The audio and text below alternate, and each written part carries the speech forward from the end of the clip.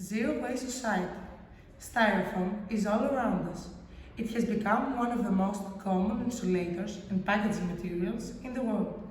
Styrofoam coffee cups keep our drinks warm, packing peanuts keep our valuables safe in shipping, and it even keeps our drinks nice and cool inside our cooler on a hot day. It usually ends up in landfills because there are no recycle bins for styrofoam. Experiment. A fun way to reuse styrofoam. Dissolving styrofoam in acetone. To carry out an experiment with styrofoam and acetone, all you need is a large bowl or measuring glass. Pour the acetone into the container, then slowly add pieces of styrofoam.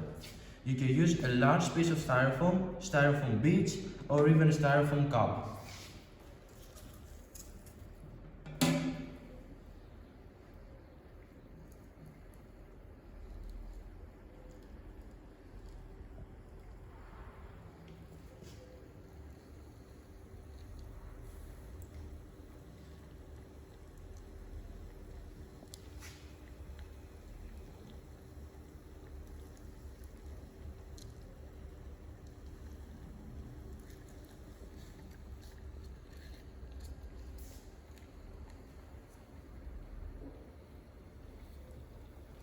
It will look as if styrofoam is disappearing. The styrofoam does not completely disappear, even though it looks like it has. Rather, the polystyrene molecules are actually present in the acetone solution at a significantly reduced volume. Remaining styrofoam can be reused. Why does acetone dissolve styrofoam?